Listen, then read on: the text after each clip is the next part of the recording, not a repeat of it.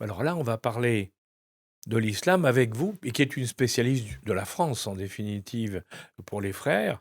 Et si vous le permettez, moi, de temps en temps, peut-être que je ferai quelques indirects sur, les frères musulmans dans d'autres régions du monde. Alors, comment on peut définir les frères musulmans? Comment ils se positionnent dans le cadre de même de l'islam, il faut bien le dire? Mmh. Alors peut-être pour vos éditeurs, essayer de camper un peu le paysage. Alors, les musulmans, le nombre de musulmans en France déjà. Alors on le connaît pas exactement puisque vous savez qu'on ne peut pas recenser, l'affiliation religieuse, mais on estime qu'il y a environ 10 de personnes en France qui sont de confession musulmane ou qui se reconnaissent comme musulmans. 10, hein, donc c'est pas beaucoup 10. Mais évidemment, c'est mal réparti sur le territoire. Il y a, des endroits où ce pourcentage est bien plus élevé, peut aller même jusqu'à une majorité, et il y a des pourcentages où effectivement on est proche de 1 ou 2 Oui, absolument. Donc ce n'est pas réparti de façon homogène. Parmi, donc cette population qui s'est installée progressivement, c'est ça qui est important parce que, finalement, elles ont des parcours migratoires ou immigratoires différents.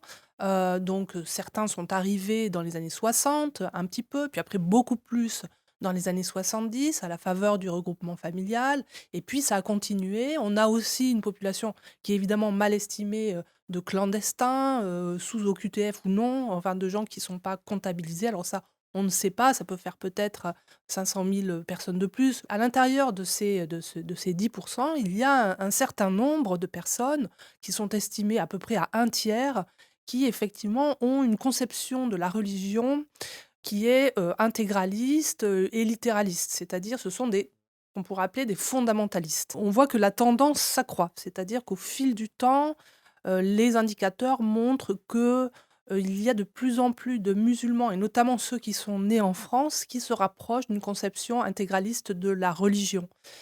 Au point qu'on arrive à des chiffres assez impressionnants, notamment chez les jeunes, puisqu'on estime que 57 des jeunes musulmans, c'est un sondage IFOP, pensent que la loi les lois de la République sont moins importantes que la charia, ou placent la charia au-dessus donc des lois de la République. 57, c'est beaucoup. Il y a eu une vague générale, on peut dire à partir de l'arrivée de Khomeini au pouvoir, hein, 1979, les années 80, les mouvements islamistes dans le monde entier reprennent confiance, et on va voir donc, forcément, leur idéologie et leur conception de la religion se déployer partout, y compris, en Europe. Je dirais ce moment-là tombe à peu près au moment où naissent, les enfants de l'immigration et où on abandonne le projet de retour.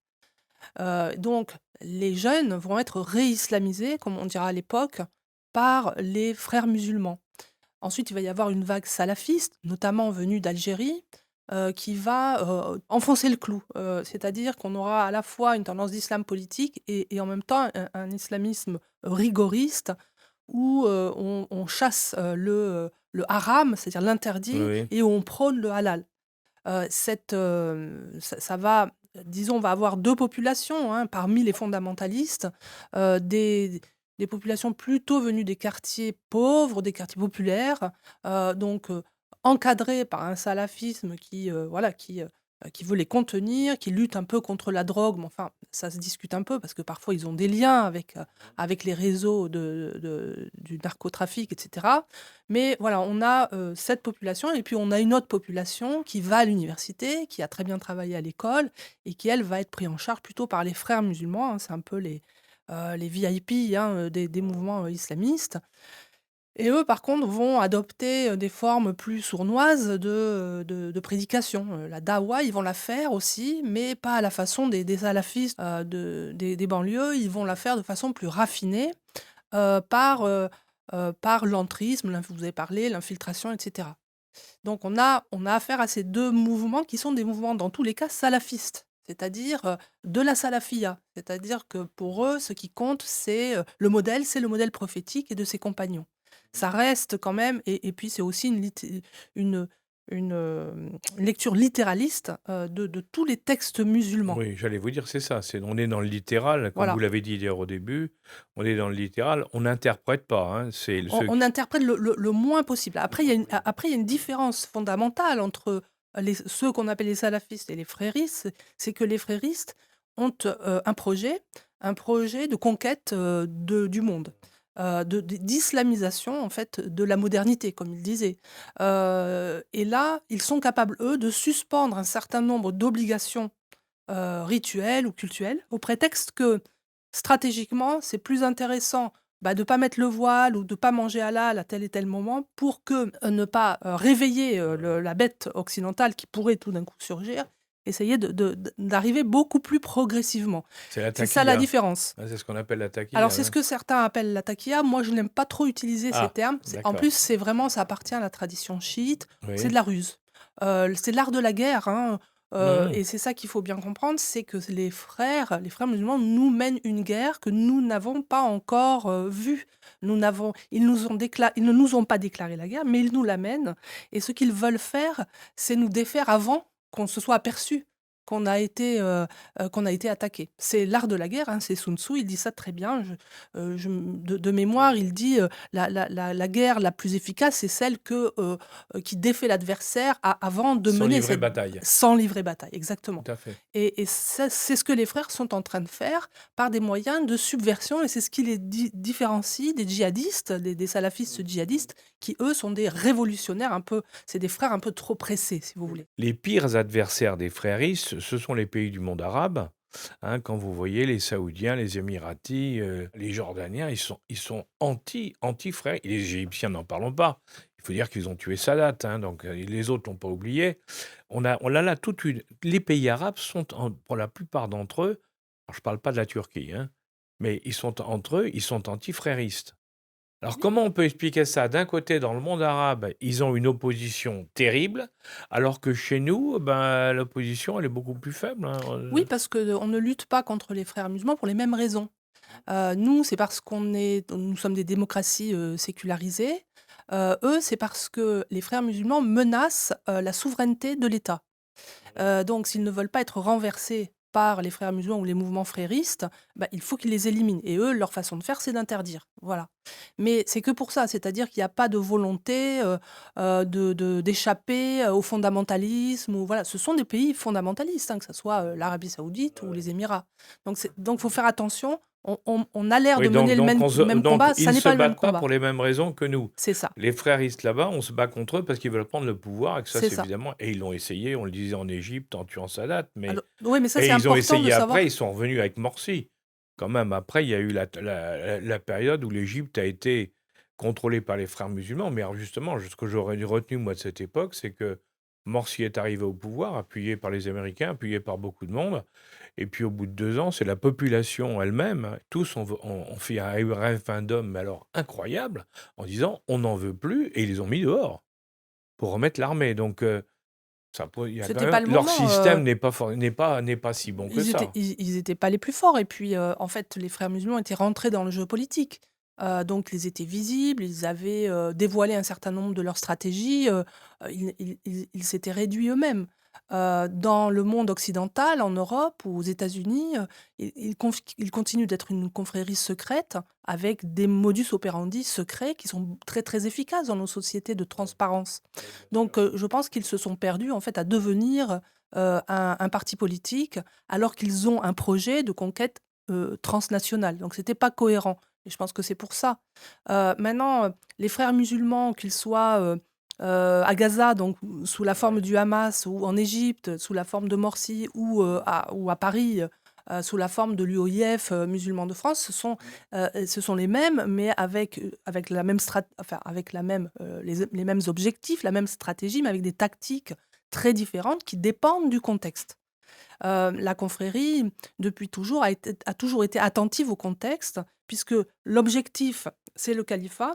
Donc, il y a des moyens pour y parvenir, il y a des étapes à franchir pour y parvenir, et on doit les adapter au contexte. On a le temps long, donc on n'est pas obligé de se précipiter comme le font les djihadistes. Donc, chaque chose en son temps. Un exemple, quand Nicolas Sarkozy a invité les frères musulmans à rentrer au CFCM, c'était à condition qu'il reste relativement silencieux sur la loi sur le voile à l'école. Les frères musulmans ont toujours été pour le voile. Ce sont eux qui Bien ont sûr, amené bah, le voile. évidemment. Et tout d'un coup, ils restent silencieux. Pourquoi est-ce qu'ils restent silencieux? Pour rentrer Rentrer et dans prendre, le voilà. Conseil français du culte musulman. Mais en même temps, à la tribune du Bourget, je me souviens très bien, que dit Amar Lasfar? Vous verrez un jour les voiles refleurir dans les écoles de la République. Dans les écoles de la République. Et après, il dit vive la République, vive la République. Et il n'y a jamais vive la France. Tout ça, il faut l'entendre en fait. Et là, on commence à être vraiment très atteint dans notre société et très atteinte dans plusieurs domaines. J'avais une question en parallèle. Est-ce que vous pensez que le frérisme a quelque part remplacé ce que faisait le Parti communiste il y a 40 ans ou 50 ans dans les banlieues rouges, par exemple, où le Parti communiste avait des activités sociales, culturelles, Oui, et il y avait un ciment auprès de ces populations. oui, qu'ils s'en Et, soient et- et inspirés, c'est- ça me et semble. on a le sentiment que là où le Parti communiste s'est retiré, un peu comme la marée, euh, les activistes ou les fréristes ont un peu pris la place, parce que c'est humain, je veux dire, on a besoin Oui, mais de ils ont cohésion. dégagé la place aussi. Faut jamais oublier que c'est pas juste Ah, sur du vide. Ils d'accord. ont aidé à vider. Ah, ils ont aidé à C'est ça la vider. subversion, oui. C'est la confrérie qui naît à peu près qui naît en 1928, 4 ans après la chute du califat, Mmh. qui se déploie ensuite à travers les continents, avec beaucoup de problèmes, pourchassés dans différents pays musulmans, et qui s'installe en Europe et aux États-Unis. Formidable, liberté de réunion, liberté de Oui, parole, ils font ce qu'ils veulent. oui, Donc ils restent là et ils se donnent pour mission d'islamiser les jeunes musulmans et faire en sorte qu'ils ne s'assimilent jamais. Ça, c'est très important. Ils ont même un programme hein, qui est tout à fait dévoilé, qui est signé par l'ICESCO, qui est à l'Organisation de la coopération islamique, ce que l'UNESCO est à l'ONU. C'est le bras de l'éducation et de la culture. Et ce document que tout le monde peut lire sur Internet vous explique exactement ce que les frères ont fait aux jeunes musulmans et pourquoi aujourd'hui on en est là, dans cette impossibilité d'assimiler cette partie de la population dont je vous rappelais les chiffres tout à l'heure, qui pensent que la charia... Tout ça, c'est un programme qui est pensé, on peut dire, dans les années 70-80 par Youssef El-Kardawi, par Maoudoudi dans la partie pakistanaise, et ces 2 écoles, en fait, se rencontrent grâce à qui? Grâce au père de Tariq Ramadan, Saïd Ramadan, qui à ce moment-là pilote l'Institut de Genève, l'Institut islamique de Genève, aidé par la CIA. Donc c'est formidable. C'est-à-dire que alors quand je dis aider, ça ne veut pas dire que la CIA les a programmés, les a fabriqués, ça c'est n'importe quoi. C'est simplement, comme je disais tout à l'heure, la capacité des non, c'est frères les à utiliser. être instrumentalisés et en Exactement. fait à instrumentaliser celui qui Ah ben, prétend le faire. ils ont remarquablement bien joué, puisqu'ils ont convaincu les Américains, la CIA, le gouvernement américain, ils les ont convaincus qu'ils étaient des musulmans raisonnables et rationnels, et qu'en conséquence, c'est eux qu'il fallait mettre en place dans les pays musulmans. C'est un résultat magnifique, C'est un hein. résultat, ils ont été très forts et en plus ça continue. C'est-à-dire que maintenant, si vous continuez à parler des islamistes, on vous dit oui, mais c'est une fabrication des États-Unis. Donc en fait, Oui, alors que c'est pas ça ça. discrédite même l'analyse. Oui, Donc oui, alors que c'est pas ça du tout. c'est remarquablement intelligent. Est-ce que vous pensez que les frères musulmans sont en train de monter en puissance, ou est-ce que ils sont forts dans certains pays comme la France, alors qu'ailleurs, eh ben, il y a des fois où c'est très difficile pour eux? Alors, en dehors des pays arabes, donc vous avez dit tout à l'heure, vous avez rappelé que le problème n'était pas du tout le même, puisqu'on n'en veut pas, alors, au risque qu'ils prennent le pouvoir. Donc ça, c'est autre chose. Mais dans les pays où c'est pas où la problématique est différente. En fait, ils sont arrivés simultanément dans plusieurs pays européens. Je vous ai parlé de Genève, donc c'est la Suisse, en Grande-Bretagne, en Allemagne, ça a été un En point très Allemagne fort. aussi, Hein. ils ont un Ils gros se problème sont, aussi, oui. avec les frères musulmans plutôt syriens, ils se sont installés à peu près au même moment. Alors après, il y a des points plus ou moins influents. La France est un pays influent, le Royaume-Uni, mais la Suède aussi, c'est un pays Oui, la très Suède est influent. un pays influent Du aussi, point de vue oui. des frères musulmans, Oui, oui. sont très influents, alors on leur a laissé toute liberté, alors qu'en France, on était quand même un petit peu plus attentifs. Parce qu'on a une histoire coloniale, hein, on a une histoire, on a aussi un corpus de connaissances, hein, sur l'islam, donc ça nous a servi. Mais des pays comme la Suède ont été complètement dépassés. Le Danemark aussi a été, vraiment touché, fortement, avec des attentats et cetera.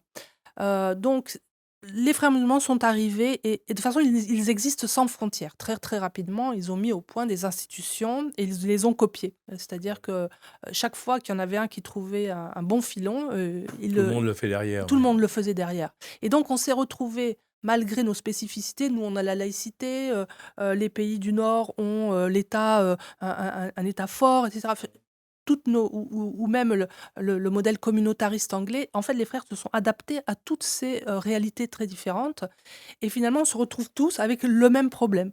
C'est-à-dire une population qui ne veut pas s'assimiler et qui maintenant agit toujours à l'intérieur, de la loi, du C'est cadre ça. légal, Et oui, et c'est ça où c'est très fort, voilà c'est et qu'on sa méthode, on reste c'est et je crois que le mot-clé, sa méthode, c'est la subversion. Ils font un peu comme le KGB a essayé de le faire avec les ouais, sociétés, à l'époque, occidentales, oui. c'est-à-dire et ça, Yuri Bezmenov le décrit très bien, ce processus de subversion, c'est-à-dire qu'on va d'abord démoraliser, ringardiser, ridiculiser une société, la mettre sens dessus dessous. Ensuite, on arrive à une période de révolutionnaire, enfin de crise et ensuite le renversement et ensuite la normalisation. Pour ça, ils n'ont pas fait de ça tout seuls, hein. Ils ont très rapidement, compris que leurs alliés, c'était la gauche révolutionnaire, la gauche radicale, donc ils se sont alliés à eux et puis la gauche évidemment, n'a rien vu. Enfin, au début, elle a vu quelque chose. Elle s'est dit: «Tiens, ils veulent nous instrumentaliser, on va être plus malin qu'eux. En fait, on va les instrumentaliser», croyant qu'ils seraient plus forts et en réalité, on le voit aujourd'hui, ils sont plus faibles. Donc en fait, ils sont devenus les instruments de la cause frériste. Puis après, il y a un troisième groupe, c'est ce qu'on appelle le wokisme, qui est à différencier, à mon avis, de la gauche radicale et qui est vraiment l'idiot utile Oui, ça, c'est clair. voilà, avec le déconstructionnisme et toute son influence à la faculté notamment, hein, parce que les universités sont toujours les lieux par lesquels les frères musulmans rentrent. Face à ça, qu'est-ce qu'on fait? Il y a des solutions ou pas? Ah bah, on est obligé. En fait, on peut pas perdre cette guerre-là parce que sinon on Ouais. devient autre, enfin on s'altérise, on n'existera plus. Donc on n'a pas le choix que de trouver des solutions. Vis-à-vis d'un système intelligent et de subversion, à mon avis, il n'y a que l'éducation et l'information, mais à grande échelle et puis surtout en faire un problème d'unité. Enfin, c'est l'unité nationale, hein, contre ce phénomène-là. Ça ne peut pas être un objet politique. Il faut arrêter de jouer avec l'islam, vraiment. Et à tous les élus, je le dis, que vous soyez de droite ou de gauche, arrêtez. C'est très dangereux. Le jeu que vous jouez est extrêmement dangereux. Vous pouvez perdre une élection, c'est pas si grave, mais là, vous perdez la France. Je crois que c'est une magnifique conclusion, parce que alors là, vous venez de résumer en quelques mots, hein, le problème pour le futur, parce qu'effectivement, on ne peut pas laisser faire ça. Et c'est vrai que le rôle du politique est essentiel dans cette affaire, parce qu'il faut qu'il prenne des décisions et qu'il ait le courage de s'y tenir. Parce que, comme vous l'avez rappelé, les pressions sont multiples, le système est très bien organisé. Et c'est vrai que si on ne réagit pas, ben, la situation va devenir de plus en plus difficile à régler. Donc ça ne peut que s'aggraver. C'est un problème très complexe. Et comme toujours, quand quelqu'un le connaît très bien, il est capable de l'expliquer clairement. Donc, grâce à vous, je pense que beaucoup de gens ce soir comprendront mieux ce que veut dire, ce que c'est que les frères musulmans et par rapport au reste de l'islam, comment ça fonctionne, les objectifs, les méthodes, et je crois une nécessité, c'est que dans un pays démocratique et républicain, laïque comme la France, bah, il faut évidemment lutter contre cette évolution qui est extrêmement dangereuse parce qu'elle nous amènerait à renier tout ce qui sont nos valeurs.